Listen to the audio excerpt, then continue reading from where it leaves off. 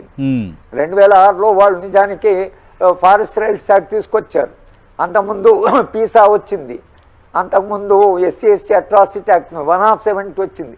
ఇవన్నీ కూడా ఆదివాసీ పోరాటాలకు స్పందనగా ఇవాళ కొత్త చట్టాలు తేవడం, అణచివేయడం, ఈ రెండు పద్ధతులు క్యారెట్ అండ్ స్టిక్ అంటాం.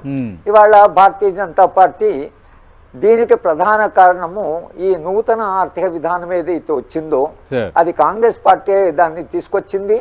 కాంగ్రెస్ పార్టీ నూతన ఆర్థిక విధానం తెచ్చి అణచివేత కూడా చాలా పెరిగింది. ఇప్పుడు సల్వాజూడం కాంగ్రెస్ పార్టీ తీసుకొచ్చింది.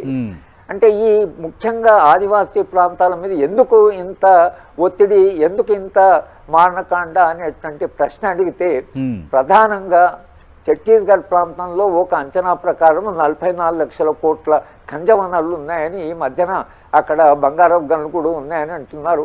ఈ ఖనిజ వనరులని ఎంత తొందరగా వీలైతే అంత తొందరగా వాటిని తవ్వాలి, తర్వాత వాటి ద్వారా మన GDP పెరగాలి, మన గ్రోత్ రేట్ పెరగాలి, మనము అత్యంతమైన అభివృద్ధి చెందిన దేశంగా కావాలి అని ఏదైతే ఇవాళ ప్రభుత్వాలు మాట్లాడుతున్నాయో మనం అత్యంత అభివృద్ధి అయిన దేశం కావచ్చు. అమెరికా అయితే అమెరికా అంత అభివృద్ధి చెందిన దేశమే లేదు. అమెరికాలో బోల్డ్ అంతా హింస జరుగుతున్నది, బోల్డ్ అంతా అలజడి జరుగుతున్నది. అంతిమంగా మొన్న మమ్దాని అనేట ఆయన న్యూయార్క్లో వామపక్ష భావజానంతో సోషలిజం అనే నినాదంతో గెలిచాడు. అంటే ప్రజలు కూడా ఒక ప్రత్యామ్నాయం చూస్తుంటారు, తమ జీవితాలు ఎలా మెరుగుపడతాయని. కనుక ఈ రెండు సమస్యలున్నాయి. ఒకటి మీ అభివృద్ధి నమూనా, దీన్ని స్టిగ్లిట్జ్ అనేటువంటి నోబెల్ లారెట్ చాలా స్పష్టంగా తన పుస్తకంలో రాస్తుంటే ఈ అభివృద్ధి నమూనా రూత్లెస్ జాబ్లెస్ అన్నాడు ఆయన. రూట్లెస్ అంటే దీనికి పునాది లేదు, దీనికి వేళ్లు లేవు, ఇది చాలా నిర్దాక్షిణమైనటువంటి అభివృద్ధి నమూనా, దీంట్లో ఉద్యోగాలు రావు. ఇది ఆయన వరల్డ్ బ్యాంక్ నుంచి రిజైన్ చేస్తూ రాసినటువంటి దానికి నోబెల్ ప్రైజ్ వచ్చింది.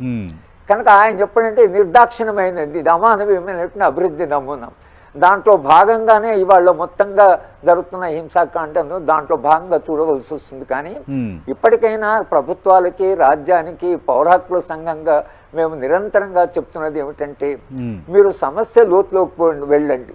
సమస్య ఎందుకు వచ్చింది, ఇంతకాలంగా ఆదివాసులు ఎందుకు పోరాటాలు చేస్తున్నారు, భారత రాజ్యాంగం స్వాతంత్రం వచ్చి హక్కులు వచ్చినా కూడా ఎందుకు ఆదివాసీ ప్రాంతాల్లో ఎంత అలజడి ఉన్నది అనేటువంటిది. ఇది కేవలం ఒక ఉద్యమము, ఒక పార్టీ నడపడం కాదు కదా. పార్టీ ఒకవేళ ఇంతకాలంగా ఉన్నా కూడా దాని పార్టీ వెనుక ఉన్నటువంటి సమస్యలు ఏవైతే దాన్ని నడిపిస్తున్నాయి.